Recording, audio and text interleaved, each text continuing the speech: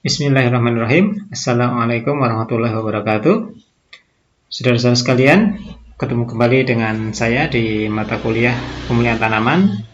Hari ini kita di pertemuan yang kedua. Setelah pertemuan pertama kemarin kita sudah membahas beberapa hal. Coba kita review kembali. Di pertemuan pertama kemarin kita sudah membicarakan tentang pengertian pemulihan tanaman, kemudian langkah-langkah dalam pemulihan tanaman atau tahap-tahapnya, kemudian juga bagaimana kita memproses sebuah perakitan varietas hingga sampai di tujuan akhir seorang pemulia ingin melepaskan varietas. Kemudian juga ada proyek yang Anda kerjakan kemarin. Saya yakin Anda sudah mengerjakan semua. Masih ingat kan proyeknya kemarin? Ya.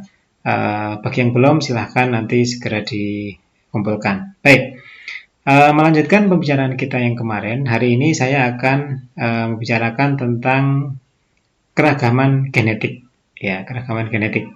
Jadi keragaman genetik adalah merupakan modal bagi seorang pemulia. Tanpa keragaman genetik, maka seorang pemulia tidak akan bisa bekerja. Baik.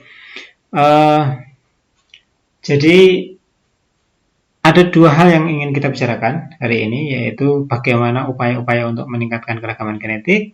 Kemudian juga nanti akan saya sampaikan tentang pusat-pusat keanekaragaman genetik yang ada di dunia. Kita akan mulai. Saya awali dari ilustrasi ini. Tentu saja di antara Anda sudah pernah melihat atau mendengar yang gambar yang di bawah itu. Semangka dengan bentuk yang macam-macam. Anda tahu proses pembuatannya sampai menjadi semangka yang semacam itu? Oke, ya jadi semangka semacam itu kan dicetak ya. Jadi ketika dia tumbuh menjadi buah, maka diberi cetakan sesuai dengan keinginan kita sehingga menjadi ada yang piramid, ada yang kotak, ada yang bentuk seperti itu. Baik. Nah, pertanyaan saya sekarang, ketika misalnya Anda ambil biji dari semangka yang kotak itu, kemudian Anda tanam, kira-kira nanti semangka yang tumbuh itu, tanpa pelakuan tadi, semangka yang tumbuh nanti, buahnya itu akan muncul kotak atau bulat?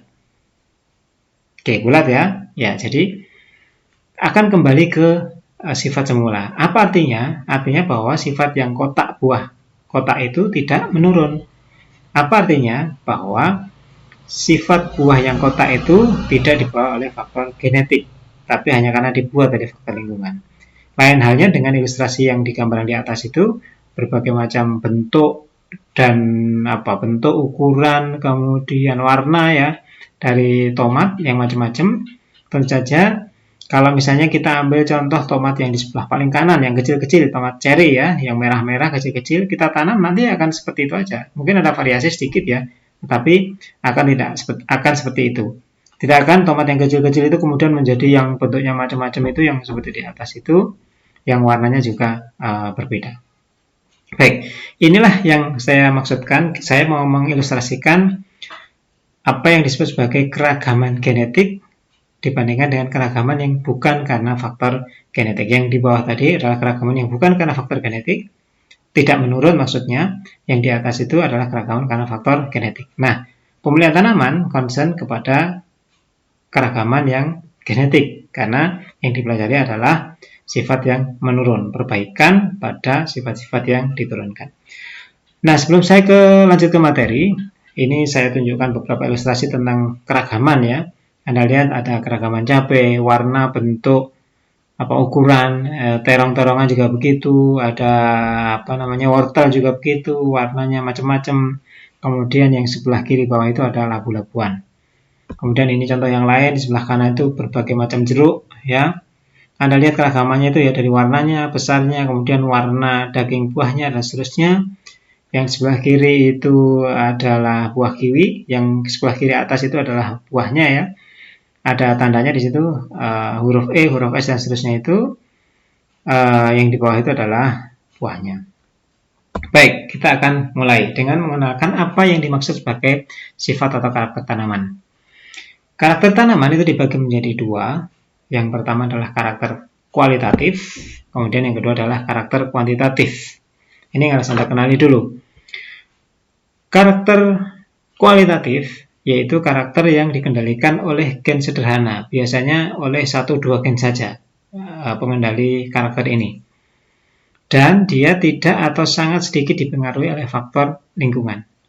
Ya, contoh dari karakter ini adalah misalnya warna apapun ya, warna bunga, warna apa misalnya warna batang gitu. Kemudian bentuk polong kacang-kacangan misalnya itu kan bentuknya macam-macam ya. Ada yang bulat, ada yang pipih, ada yang panjang, ada yang gepeng dan seterusnya. Kemudian warna polong juga begitu, ada yang warnanya ungu, warnanya kuning, warnanya hijau dan seterusnya. Biasanya karakter-karakter itu adalah karakter kualitatif yang dikendalikan oleh gen sederhana 1-2 gen saja. Yang sangat sedikit dipengaruhi oleh faktor lingkungan. Artinya apa? Pada karakter-karakter tersebut, ketika lingkungan itu berubah secara drastis atau di tanaman yang dengan genotip sama itu ditanam pada lingkungan yang sangat berbeda, maka cenderung akan mempertahankan sifat tadi. Sebagai contoh, saya ilustrasikan begini. Anda pasti mengenal bentuk daun singkong ya. Bentuk daun singkong itu kan menjari, seperti jari tangan manusia itu. Nah, singkong ketika ditanam di tanah subur maupun tidak, di ketinggian tempat yang berbeda, di tanah yang berair maupun tidak, pasti bentuk daunnya ya akan seperti itu aja. Ya, akan berubah menjadi bulat-bulat misalnya gitu. Itu menunjukkan bahwa karakter ini sangat kuat dikendalikan oleh faktor genetik, bukan oleh faktor lingkungan.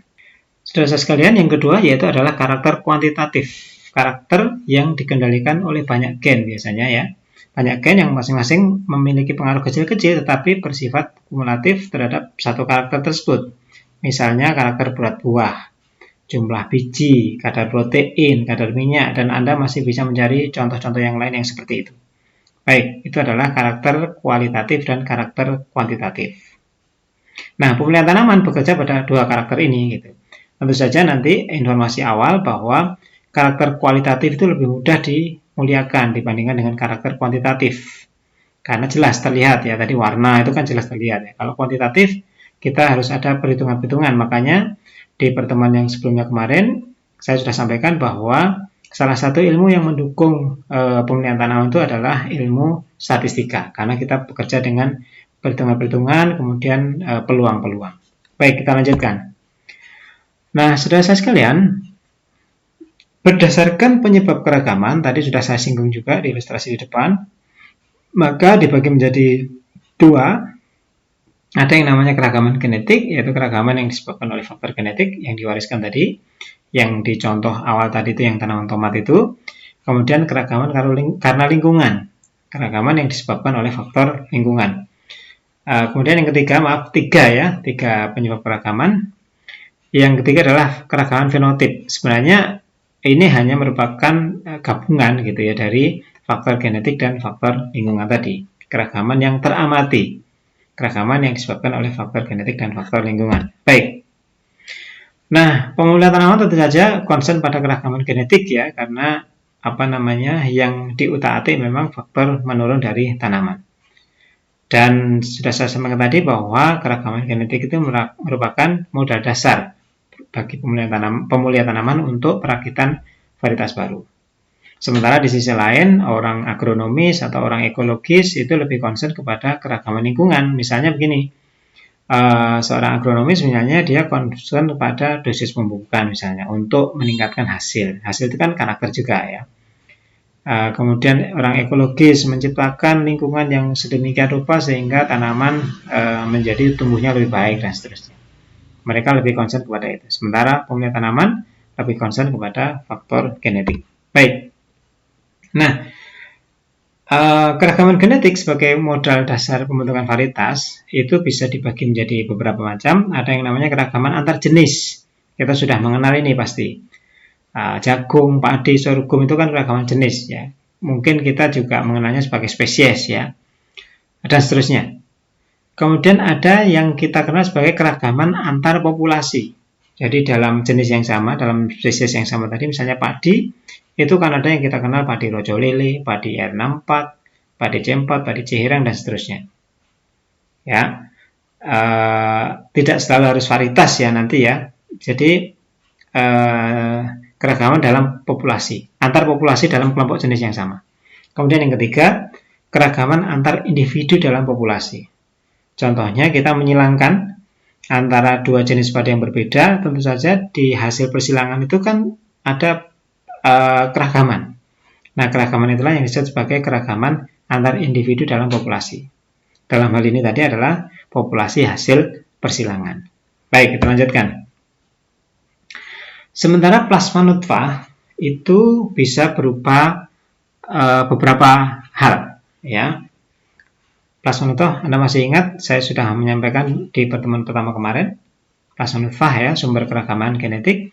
Yang pertama, yang bisa menjadi plasma nutfah itu misalnya adalah spesies budidaya. Ya, spesies yang sudah dibudidayakan manusia, varietas komersial, landrace atau varietas lokal tradisional ya, kemudian breeding line, kemudian special genetic stock. Kemudian yang kedua adalah spesies liar. Itu juga bisa kita jadikan sebagai sumber plasma nutfah. Ya, spesies liar. Spesies liar itu maksudnya yang selama ini belum dimanfaatkan gitu, masih liar, bisa kita gunakan sebagai plasma nutfah, sebagai sumber genetik. Bisa langsung kita gunakan secara langsung ya. Bisa digunakan secara tidak langsung, artinya secara tidak langsung itu misalnya nantinya akan disilangkan gitu ya dengan yang sudah dibudidayakan, atau setidaknya dia punya potensi untuk dimanfaatkan. Nah, koleksi plasma nutfah itu sendiri bisa berupa macam-macam atau wujudnya itu bisa macam-macam.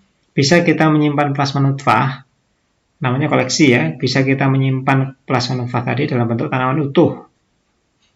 Jadi kita memang nanam tanaman-tanaman yang genetiknya berbeda sebagai koleksi kalau suatu waktu kita butuhkan.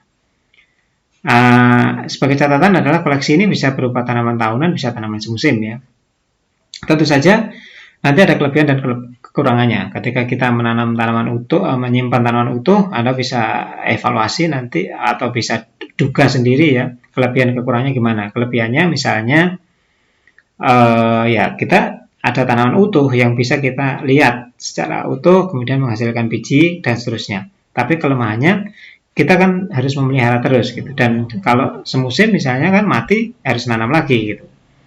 Itu kelemahannya, jadi butuh biaya, butuh tempat dan seterusnya. Nanti yang lain-lain bisa Anda cari sendiri kelebihan dan kekurangannya. Kemudian kita juga bisa menyimpan plasma nutfah itu dalam bentuk jaringan. Tentu saja karena dalam bentuk jaringan kita menyimpannya dalam media-media kultur seperti ilustrasi di gambar yang di kanan itu. Ya. Ada barcode-nya, kalau yang bagus gitu ya, ada barcode-nya. Ini nanti barcode itu berisi informasi macam-macam, asalnya apa, varietasnya apa, atau genotip apa gitu ya. Sudah banyak informasi di situ, karakternya apa misalnya gitu. Kemudian kita juga bisa menyimpan koleksi plasma nutfah berupa biji. Biasa kalau ini ya, menyimpan biji. Tentu saja, tapi biji ini juga ada waktu simpannya nanti. Setiap saat juga harus kita rejuvenasi namanya, dimudahkan kembali ya. Kemudian dengan teknologi kita juga bisa menyimpan plasma nutfah itu berupa polen. Ya, tentu saja dengan teknologi tertentu untuk bisa menyimpan polen dalam waktu yang cukup lama. Kemudian yang paling mutakhir adalah menyimpan koleksi plasma nutfah berupa DNA, baik DNA utuh maupun potongan-potongan DNA terhadap sifat-sifat tertentu. Oke. Kemudian di dalam kegiatan tadi, masih dalam rangkaian koleksi tadi, ada namanya kegiatan karakterisasi. Apa itu karakterisasi? Karakterisasi itu yaitu kegiatan mendeskripsikan. Mendeskripsikan itu mencandra sifatnya. Mencandra semua karakter yang dimiliki oleh koleksi tadi. Misalnya saya punya koleksi 100, koleksi pertama itu dia adalah tanaman yang sifatnya begini, tinggi tanahnya begini, buahnya begini, dan seterusnya. Koleksi kedua deskripsinya begini dan seterusnya. Tentu saja memang barangkali tidak semua karakter bisa kita catat ya, karena keterbatasan satu dan lain hal, tapi setidaknya adalah karakter-karakter pentingnya bisa kita catat. Apa gunanya dari karakterisasi ini? Yaitu untuk menyediakan informasi yang berguna bagi pemanfaatan secara maksimal nantinya. Jadi misalnya gini, saya punya koleksi 100, ternyata yang didampingi dengan catatan tentu saja ya. Koleksi pertama itu dia punya sifat ketahanan terhadap penyakit A misalnya. Nah, suatu ketika kita perlu karakter itu, ketahanan itu misalnya, Oh, dulu ada di koleksi saya yang nomor 1 itu dia punya ketahanan. Oh, berarti bisa kita silangkan untuk mendapatkan ketahanan tadi. Dan seterusnya, dan seterusnya. Baik, karakter yang dideskripsi bisa karakter morfologis, agronomis, bisa molekuler, bisa protein, misalnya ya, macam-macam. Itu semuanya itu juga disebut sebagai karakter. Baik, kemudian ada kegiatan yang selanjutnya, yaitu namanya evaluasi dan seleksi. Kalau karakterisasi tadi itu sekedar pokoknya tanaman ini nomor sekian punya karakter ini. Tapi kalau evaluasi itu kita sudah punya penilaian. Jadi sumber keragaman yang kita miliki tadi itu sudah, oh bahwa ini punya ketahanan begini, ini baik untuk begini-begini misalnya. Kita sudah memberikan interpretasi terhadap karakter-karakter tadi. Kita evaluasi, kita pilah-pilahkan gitu ya. Dengan sumber nomor-nomor koleksi tadi, oh ternyata nomor ini sampai ini itu punya ketahanan penyakit ini misalnya. Oh ini yang punya hasil di atas sekian misalnya gitu. Itu sudah dievaluasi namanya. Nah, kemudian seleksi ya, seleksi itu adalah kegiatan inti dari pemilihan tanaman. Setelah kita tadi punya koleksi, kita karakterisasi, kita evaluasi, kita bisa melakukan seleksi.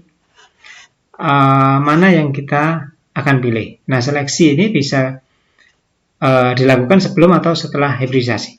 Artinya begini, dari koleksi yang ada, kita melakukan seleksi, langsung kita dapatkan varietas, bisa begitu. Atau kita punya koleksi, ternyata varietas yang kita kehendaki itu belum ada di koleksi itu.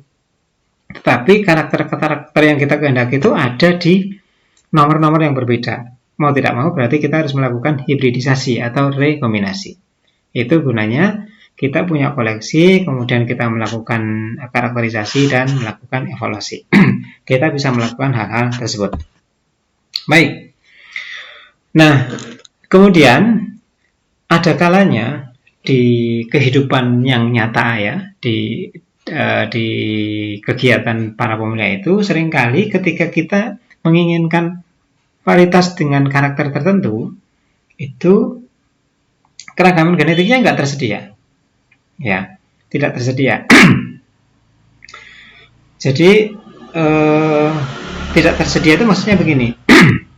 Saya mau buah yang besar dan manis misalnya begitu ya. Tetapi, dari koleksi yang ada, yang tersedia itu hanya buahnya besar tapi asam, kemudian di satu sisi buahnya kecil tapi manis. Nah, bagaimana jika karakter yang kita kehendaki tadi itu tidak tersedia? Apa yang bisa kita lakukan? Tentu saja kita harus melakukan perluasan keragaman genetik dulu. Nah, ada beberapa metode perluasan keragaman genetik yang biasa dilakukan. Saya berikan beberapa contoh di situ atau beberapa metode. Yang pertama misalnya kita bisa melakukan introduksi. Kemudian kita bisa melakukan mutasi. Kita bisa melakukan poliploidisasi. Kita bisa melakukan hibridisasi atau persilangan. Kemudian kita juga bisa melakukan atau memanfaatkan bioteknologi untuk meningkatkan keragaman genetik. Misalnya dengan rekayasa genetika, dengan fusi sel, dengan variasi sama klonal, dan seterusnya. Tentu saja bioteknologi akan selalu berkembang dan mungkin nanti akan ada banyak teknologi-teknologi yang lain yang bisa digunakan untuk perluasan keragaman genetik. Baik, kita lihat satu-satu. Introduksi, apa itu introduksi? Introduksi adalah mendatangkan tanaman dari tempat yang berbeda atau antar kota, antar negara, antar lembaga ya. Definisinya. Pokoknya kalau kita mendatangkan tanaman dari satu tempat ke tempat lain itu introduksi. Tetapi memang maknanya yang selama ini dianggap umum gitu ya. Introduksi itu kalau kita mengambil dari luar negara, ya. Meskipun sebenarnya tidak sesempit itu artinya. Dari antar kota pun juga sudah kita bisa sebut introduksi. Nah, kalau kita sudah melakukan introduksi, kemudian apa yang kita lakukan dengan bahan introduksi? Introduksi bisa berupa biji, bisa berupa stek misalnya gitu ya, macam-macam. Kita bisa gunakan dia sebagai bahan tetua, sebagai sumber tetua yang nantinya mau kita silang-silangkan dengan genotipe yang sudah kita miliki misalnya. Atau sekedar kita introduksi untuk kita koleksi. Jadi belum mau diapa-apakan gitu ya. Kemudian kita introduksi untuk diseleksi, dicampurkan di dalam populasi yang kita miliki, kemudian kita seleksi. Kemudian ini yang sering juga terjadi, kita introduksi dilepas sebagai varietas baru. Tentu saja kalau ini tidak ada unsur pemuliaannya ya, hanya introduksi saja. Ini lebih ke apa namanya, faktor bisnis gitu. Tetapi itu kalau dipandang dari sudut pandang pemulihan tanaman, mendatangkan itu kan sebenarnya memperkaya kekeragaman genetik. Jadi langsung digunakan sebagai varietas baru. Tentu saja di dalam introduksi ini nanti ada peraturan-peraturan yang mengikutinya, karena kita harus juga melindungi plasma yang ada di dalam negeri kita, gitu ya. Ada peraturannya, ada prosedurnya, ada izinnya, dan seterusnya. Baik. Kemudian yang kedua, untuk meningkatkan keragaman genetik kita bisa melakukan dengan mutasi. Apa itu mutasi? Mutasi adalah perubahan genetik yang terjadi pada gen atau pada kromosom. Perubahannya spontan, tahu-tahu terjadi gitu aja. Dan terjadinya itu bisa secara alami, bisa secara buatan. Awalnya dulu ya secara alami, tahu-tahu dari spesies yang sama gitu ya, kok tahu-tahu ada penyimpangan yang cukup besar gitu. Padahal nggak diperlakukan apa-apa. Oh, berarti disimpulkan dia mengalami mutasi. Entah kenapa, mungkin karena petir misalnya gitu ya, bisa aja begitu, karena listrik yang tinggi gitu ya, kemudian berubah genetiknya, kemudian menurun gitu ya. Itu terjadi secara spontan. Nah, kemudian karena fenomena ini terbukti ada, maka manusia berusaha untuk membuat yang seperti itu, membuat keragaman genetik dengan mutasi itu. Dan kemudian sudah ditemukan beberapa mutagen. Mutagen itu adalah agen untuk mutasi ya. Bisa mutagen fisik, bisa mutagen kimia ya. Yang fisik itu misalnya dengan radiasi, dengan sinar X, dengan sinar gamma, dengan sinar neutron. Yang paling populer memang dengan sinar gamma. Kemudian dengan kimia itu bisa misalnya dengan etilenamin, kemudian di etil sulfat dan seterusnya, nitrosoguanidin, etil metan sulfonat dan seterusnya. Itu bisa, itu beberapa bahan kimia yang sudah digunakan oleh orang untuk perlakuan induksi mutasi. Induksi mutasi yang dibuat. Mutasi bisa dibedakan menjadi dua, mutasi somatik dan mutasi sel generatif ya. Mutasi somatik itu maksudnya mutasi pada jaringan tubuh ya. Bukan jaringan yang generatif ya. Jadi karena bagian tubuh misalnya di daun gitu ya, berarti kan dia tidak diwariskan. Tapi kita bisa nanti memanfaatkan itu agar nanti diwariskan gitu ya. Kita ambil mutasi dari kita ambil bagian yang termutasi dari tanaman tadi, meskipun dia bagian vegetatif, kita kembangkan secara kultur jaringan gitu. Jadi nanti dia berkembang menjadi tanaman utuh yang seluruh sel-selnya itu adalah sudah merupakan sel-sel hasil yang sudah termutasi juga, sehingga akhirnya diwariskan juga gitu. Kemudian ada mutasi sel generatif. Nah, kebetulan yang termutasi itu adalah sel-sel generatif, sehingga perubahannya menyeluruh dan nantinya diwariskan. Oke, itu adalah jenis-jenis mutasi. Ini adalah contoh tanaman hasil mutasi yang sudah dilakukan orang ya. Ini di tanaman sorghum hasil mutasi. Anda bisa melihat itu karakternya dari yang kelihatan aja berbeda gitu ya. Tetua, atau maksudnya tetua di sini adalah tanaman asli yang belum dimutasi gitu ya. Kemudian yang nomor-nomor itu B100, B95, B72, B68 itu adalah hasil mutasinya.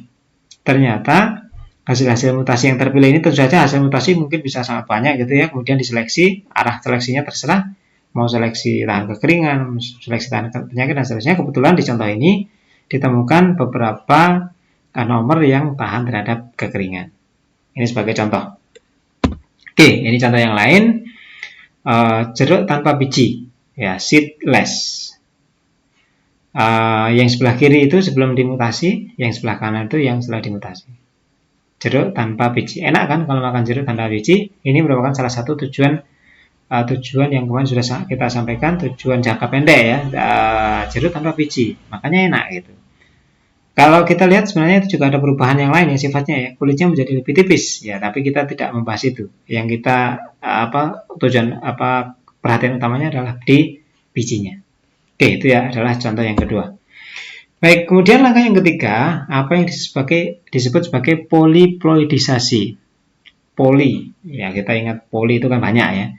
Ploidi, set kromosom. Jadi poliploidisasi itu adalah usaha untuk mengubah jumlah set kromosom. Ya, kromosom itu umumnya adalah 2N. Ya, kita berusaha mengubah untuk maksudnya itu mengubah genetiknya juga. Kalau genetiknya berubah, karakternya berubah gitu ya. Nah, poliploidisasi sendiri, poliploidi ini dibedakan menjadi dua. Yang allopoliploidi itu maksudnya adalah poliploidi yang ada unsur pemuliaannya di situ.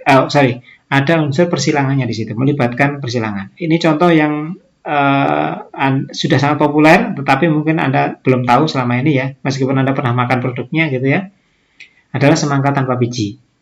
Semangka tanpa biji itu adalah semangka 3X sebenarnya ya, yang berasal dari persilangan semangka 2X dengan 4X. Nah, semangka 4X-nya itu sendiri sebenarnya dari 2X yang digandakan kromosomnya menjadi 4X. Setelah menjadi 4X, disilangkan dengan yang 2X menjadi 3X, maka karena ganjil, maka menjadi tadi tanpa biji. Sebenarnya bukan tanpa biji. Ada bijinya, kalau Anda lihat itu bijinya ada kecil-kecil tapi dia nggak berkembang gitu ya. Sehingga nggak masalah. Semangka tanpa biji itu kenapa kok dibuat semangka tanpa biji? Ya kan semangka tanpa biji kan enak makannya gitu. Selama ini yang menjadi hambatan kalau kita makan semangka itu kan bijinya, harus milih satu-satu gitu. Kalau ada semangka tanpa biji, maka kita lebih nyaman. Itu adalah contoh untuk alloploidi, melibatkan persilangan. Kemudian ada yang autoploidi, yaitu penggandaan langsung. Misalnya semangka 2X menjadi 4X yang saya contohkan tadi. Ya, itu adalah autoploidi. Baik, kita teruskan. Ini adalah contoh lain ya, contoh tanaman hasil poliploidisasi. Ini di tanaman pisang. Induksi poliploidi pisang ya menghasilkan beberapa tetraploid. Ini contohnya adalah di pisang jenis emas madu. Yang sebelah bawah itu, bawah kiri itu adalah pisang hasil poliploidisasi ya, yang ternyata dia apa itu sifatnya, karakter daunnya berbeda ya, karakter daunnya berbeda. Ini sudah dikonfirmasi secara sitologis ya, jadi memang betul-betul dia poliploidi, hasil poliploidi. Ternyata karakternya berbeda. Baik. Kemudian yang berikutnya, langkah untuk meningkatkan atau metode untuk meningkatkan keragaman itu adalah dengan hibridisasi atau persilangan. Apa itu hibridisasi atau persilangan? Hibridisasi atau persilangan yaitu dalam hal ini maksudnya adalah persilangan buatan ya. Persilangan buatan yang dilakukan antar tanaman dalam satu spesies, bisa juga antar spesies dalam satu genus, atau bahkan ada juga yang antar genus. Tapi ini jarang sekali dilakukan karena keberhasilannya sangat kecil antar genus ya. Yang paling sering itu adalah dalam satu spesies, tapi genotipnya berbeda. Tujuannya apa? Tujuannya adalah untuk mendapatkan kombinasi genetik yang baru dari dua tetua yang berbeda tadi. Tadi misalnya yang sudah saya contohkan tadi, ada yang satu genotip buahnya besar tapi asam, yang satunya genotip buahnya kecil tetapi manis. Kita pengen buah yang besar dan manis, kita silangkan gitu untuk mendapatkan tanaman yang buahnya besar dan manis. Oke, ini tahapan hibridisasi atau persilangan. Yang pertama yaitu kita tentu saja harus memilih tetua. Tadi kita mau mendapatkan karakter apa? Kita cari calon-calon tetuanya untuk bisa disilangkan untuk mendapatkan tadi yang karakter-karakter yang kita inginkan. Kemudian yang kedua, setelah kita memilih tetua, tentu saja memilih tetua dan kemudian menanam ya, sebagai calon-calon tetua kita tanam ya, karena kita mau melakukan persilangan. Ada langkah yang disebut sebagai emaskulasi. Maskulin itu kan jantan ya. Emaskulasi itu artinya menghilangkan kejantanannya gitu. Artinya dalam hal ini apa? Kita membuang atau menonfungsikan sifat jantannya. Kemudian yang ketiga adalah penyerbukannya itu sendiri. Penyerbukan atau polinasi. Kemudian yang keempat, 3 dan keempat itu sering digabung ya karena menjadi satu langkah gitu. Pembungkusan bunga. Nanti akan saya jelaskan kenapa itu dilakukan gitu. Kemudian yang kelima, sesuatu yang sepele tapi harus kita lakukan, pelabelan. Memberi label. Kemudian yang keenam, ini adalah langkah setelah terjadi penyerbukan dan menjadi buah, ekstraksi, yaitu pemisahan atau pengambilan biji dari buah hasil hibridisasi. Kita mulai dari yang pertama, pemilihan tetua. Kita harus perhatikan dulu tadi karakter apa yang kita inginkan, apakah kuantitatif, apakah kualitatif gitu ya. Kalau kualitatif tadi sederhana, lebih mudah seleksinya, lebih cepat gitu kelihatan karena langsung bisa diamati. Kalau kuantitatif itu lebih kompleks, pengaruh lingkungannya besar ya. Jadi nanti diperlukan lebih banyak tetua sebagai sumber gennya, tidak hanya 2 saja. Jadi mungkin beberapa sumber gen ya, sumber gen itu maksudnya beberapa tetua gitu yang kita gabung-gabungkan untuk mendapatkan karakter yang kita inginkan. Kemudian yang kedua adalah emaskulasi. Tadi sudah saya sampaikan, kegiatan yang bertujuan untuk menonaktifkan polen tetua. Polen tetua betina. Apa tujuannya? Tujuannya ini dilakukan agar, karena kan kita mau menyilangkan. Jadi si bunga betinanya kan nggak boleh menyerbuk sendiri. Untuk mencegah penyerbukan sendiri, maka polen dari bunga betina itu harus tidak boleh menyerbuki dirinya sendiri. Bisa kita buang, bisa kita nonaktifkan begitu ya. Nah, untuk ini kita juga harus ada ilmu yang lain, yaitu mengetahui biologi bunganya, morfologinya gimana, saat antesisnya gimana, dan seterusnya. Nah, cara emaskulasi itu sendiri ada beberapa macam, ada yang secara mekanis, ada yang secara fisik, ada yang secara kimia. Secara mekanis itu misalnya ya memotong itu, membuang. Kita ambil satu-satu dengan pinset misalnya gitu ya, benang sarinya agar tidak menyerbukan sendiri tadi, atau kita gunting gitu. Kemudian secara fisik kita berikan perlakuan fisik di mana tujuannya adalah menyebabkan polen itu nonaktif. Contohnya misalnya kita celupkan bunga itu ke dalam air hangat. Tentu saja ini tidak bisa berlaku pada semua jenis bunga. Ada beberapa jenis bunga saja yang bisa dilakukan seperti itu. Kemudian yang ketiga adalah cara kimia. Penyemprotan zat kimia tertentu yang sudah pernah dicoba adalah dengan penyemprotan GA3, gibberellic acid ya. Ini bisa menonaktifkan polen. Itu adalah beberapa cara emaskulasi. Baik, kemudian yang berikutnya ini ketiga mestinya penyerbukan ya. Penyerbukan itu intinya adalah kita menjatuhkan polen di kepala putih. Ya, tentu saja caranya ada berbagai macam. Kita bisa mengumpulkan polen dulu, kemudian kita serbukkan, polen kita kumpulkan, kita taruh di wadah, atau bisa juga langsung bunga jantannya itu kita tempelkan, kita ambil benang sarinya kita ambil, kita langsung serbukkan juga bisa begitu. Ya, tentu saja kita juga harus melihat dulu fertilitas dan viabilitas polennya, kita evaluasi. Ya, jadi panjang sebenarnya. Ada banyak topik penelitian yang bisa Anda ambil dari sini sebenarnya kalau belajar tentang ini. Misalnya mengetahui fertilitas polen, viabilitas polen gitu ya, banyak nanti. Kemudian juga reseptivitasnya, stigmanya sudah siap, kapan siapnya, berapa hari dia siap, dan seterusnya. Itu juga bisa dipelajari.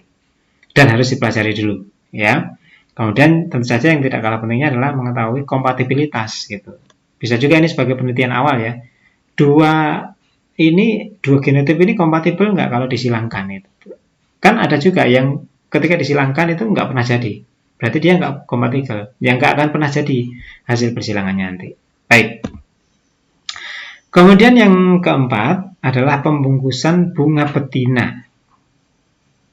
Ingat bahwa ketika kita tadi menyilangkan, itu kan tujuannya untuk merekombinasikan. Ya. Artinya kita harus menjaga jangan sampai bunga betina itu diserbuki oleh dirinya sendiri.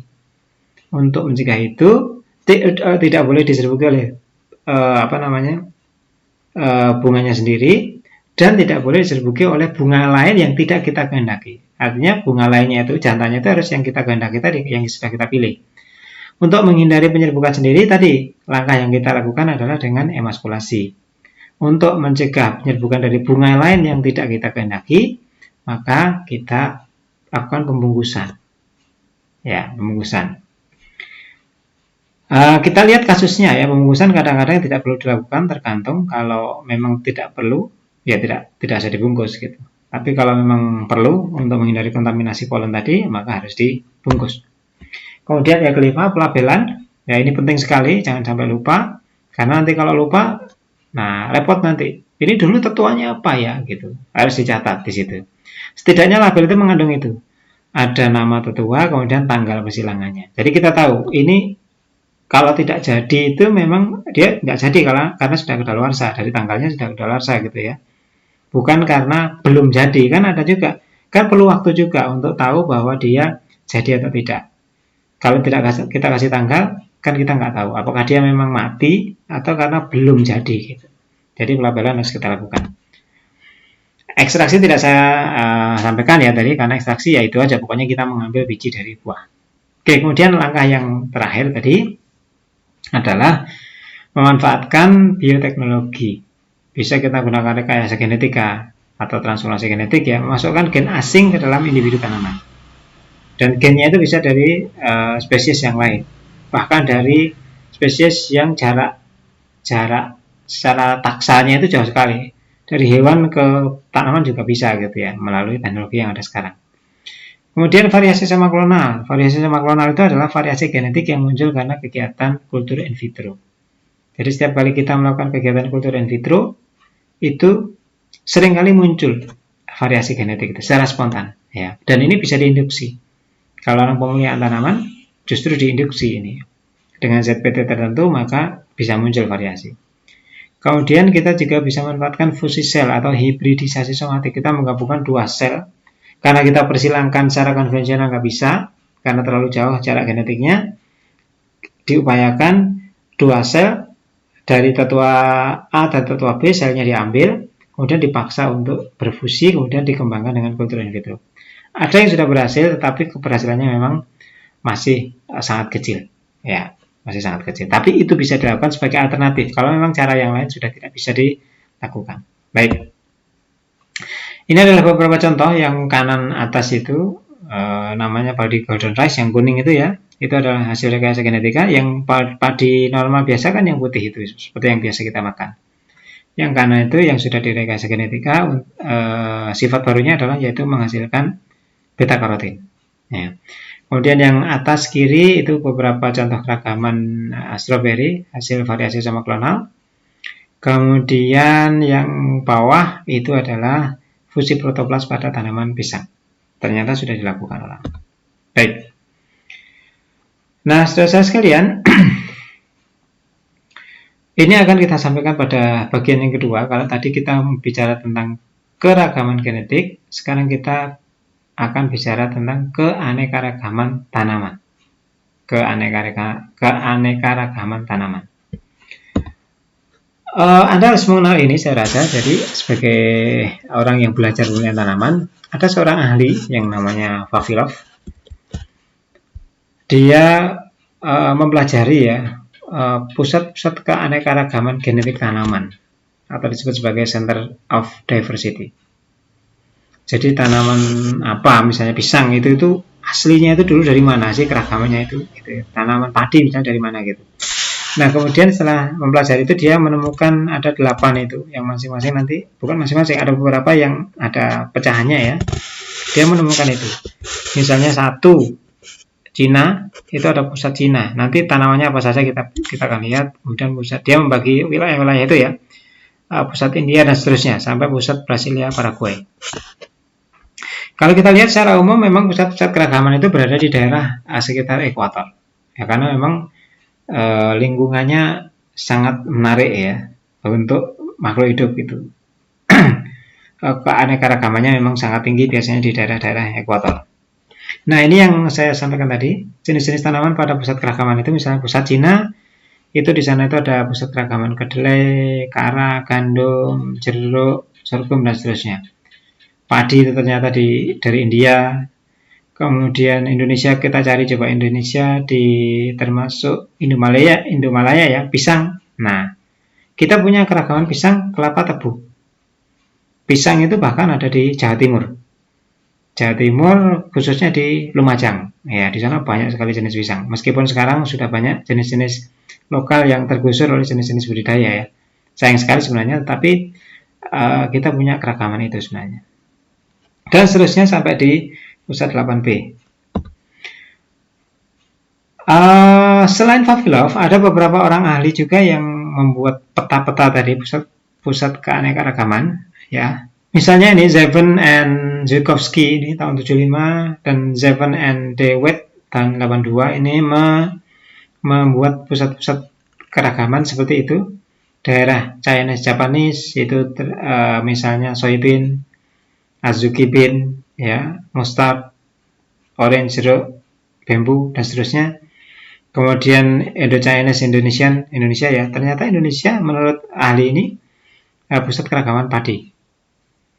Tetapi banana juga masuk yang pisang tadi. Mangga juga kita punya. Bahkan kita punya koleksi mangga yang cukup banyak ya. Di daerah Pasuruan sana di Grati. Itu ada mangga yang sudah ratusan tahun umurnya dari zaman Belanda koleksinya. Pohonnya sudah besar-besar dan banyak yang sayangnya sudah banyak yang tua gitu ya, jadi rusak gitu. Kita punya keragaman itu ternyata. Kemudian yang lain ini daerah Australian, eukaliptus, kayu putih ya, daerah Hindustan, padi juga ada di sana dan seterusnya. Anda bisa baca sendiri nanti. Kemudian Sentral Asia, ada gandum, ada alium, bawang-bawangan, dan seterusnya. Kemudian daerah timur dekat, gandum juga ada di sana. Kemudian Brassica ya. Kemudian melon, anggur, dan seterusnya ada di sana. Kemudian daerah Mediterranean itu adalah daerah antara Eropa dan Afrika, perbatasan itu. Ya, ada gandum juga, gandum durum. Kemudian Brassica, kemudian olive atau zaitun ya, ada di sana. Kemudian daerah Afrika juga ada gandum, cotton atau kapas, kopi ada di sana. Oke. Kemudian ini yang lain daerah European, ternyata sedikit di Eropa itu ya, pear, peach ya. Kemudian daerah Amerika Selatan yang cukup banyak. Amerika Selatan termasuk daerah tropis juga, ada kentang, ada ubi jalar, dan seterusnya. Kemudian daerah Central American atau Meksikan, jagung ada di sana, potato ya, kentang ada di sana. Kemudian Amerika Utara ada itu, Artico. Kemudian ada sunflower dan seterusnya. Nanti bisa Anda sendiri. Oke, berkaitan dengan itu, saya akan sampaikan juga beberapa informasi tentang lembaga kerjasama internasional yang concern ke dalam pelestarian sumber daya genetik. Sebenarnya ini lembaga penelitian tidak hanya berkaitan dengan sumber daya genetik, secara umum menangani komoditi itu, tetapi salah satu concernnya adalah pelestarian sumber daya genetik. SIAT misalnya di Kolombia ya, itu menangani itu koleksinya padi, rumput pakan, leguminis dan seterusnya. Ada SAIMIT. Anda akan lihat nanti singkatannya nggak sama dengan kepanjangannya ya, karena itu kadang-kadang bahasa asingnya sana maksudnya. Seperti yang SAIMIT itu bahasa Meksiko gitu, jadi nggak seperti singkatannya. Kemudian ada CIP, International Potato Center, ada ICARDA, kemudian ada ICRISAT, IITA, ada IRI, International Research Institute di Los Baños, Filipina, yang menangani padi. Kemudian ada FRDC di Taiwan. Nah, jadi kalau kita perlu sumber keragaman genetik sayuran, kita bisa cari di FRDC ini. Baik, itu tadi yang internasional. Kemudian kalau di Indonesia sendiri, ada beberapa lembaga yang berkaitan dengan pelestarian sumber daya genetik tanaman. Misalnya ada sebuah komisi nasional ya, Komisi Nasional Sumber Daya Genetik KNSDG, yang misinya itu mensyaratkan mekanisme pengelolaan plasma nutfah dan seterusnya. Anda bisa baca nanti, merumuskan program nasional pengelolaan plasma nutfah, concern kepada plasma nutfah, termasuk koordinasi, pengarahan, dan pemantauan. Kemudian kalau lembaganya sendiri, lembaga ini biasanya lembaga penelitian ya, yang berkaitan dengan pelestarian sumber daya genetik. Saya sampaikan bahwa memang lembaga ini tidak spesifik menangani pelestarian, enggak. Tapi lembaga-lembaga ini biasanya mereka juga melakukan koleksi plasma. Tergantung dari mandatnya, mandat komoditinya. Misalnya, tetapi kalau yang balai besar yang pertama itu, Balai Besar Penelitian dan Pengembangan Bioteknologi dan Sumber Daya Genetik itu plasmanova secara umum. Nah, memang mandatnya itu. Kemudian ada Balai Tanaman Rempah dan Obat, Balitro di Bogor, ada Balitri, Tanaman Industri dan Menyegar di Sukabumi. Mereka menyimpan sumber-sumber plasmanova tanaman itu, tanaman obat, tanaman industri. Kemudian Balitsa sayuran di Lembang, Balithi di Cianjur, Balit tanaman hias ya. Kemudian Balitbu tropika di Solok, Sumatera Barat. Kemudian yang di dekat kita ada itu Balit Jestro ya, Balai Penelitian Tanaman Jeruk dan Buah Subtropika di Kota Batu. Kemudian ada Balai Tanaman Aneka Kacang dan Umbi-umbian. Aneka Kacang dan Umbi, ya, Balit Kapi, ini di Malang juga. Kemudian ada Balit Sereal, menangani tanaman sereal di Maros, Sulawesi Selatan. Kemudian ada Balai Tanaman Pemanis dan Serat, Balitas, ini ada di Malang juga. Kemudian juga ada Balit Palma. Balit Palma itu kelapa, sagu, dan seterusnya ya, di Manado. Baik, itu beberapa hal yang saya sampaikan mengenai keragaman genetik dan keanekaragaman genetik. Cukup banyak materinya, tetapi saya yakin tidak terlalu sulit untuk dipahami karena hanya beberapa informasi sederhana saja. Anda baca sekali, nanti sudah akan bisa memahaminya. Kita cukupkan pertemuan kita hari ini sampai di sini. Tetapi seperti biasa, ada proyek yang harus Anda kerjakan nanti. Proyeknya juga gampang ini. Coba Anda cari contoh nanti, bisa Anda cari literatur atau Anda amati di sekitar Anda. Contoh beberapa keragaman komoditi dan sebutkan karakter apa saja yang beragam. Misalnya Anda menentukan buah mangga gitu misalnya ya. Anda ketemu, oh ternyata ada buah mangga ini. Oh buah mangga A itu sifatnya misalnya yang berbeda itu adalah secara umum dulu ya. Buah mangga berbeda di warna buahnya, misalnya ada yang warna kuning, ada yang warna hijau dan seterusnya. Dari rasanya, ada yang rasanya manis, ada yang asam dan seterusnya. Ada yang warna sudah tadi ya. Kemudian aromanya, ada yang harum, ada yang tidak berbau dan seterusnya. Nanti ada coba buat, cari misalnya 3-5 komoditi gitu, nanti Anda uraikan seperti itu. Baik, begitu ya. Silakan dikerjakan, itu sebagai proyek yang saya tugaskan. Terima kasih untuk hari ini, saya tutup. Assalamualaikum warahmatullahi wabarakatuh.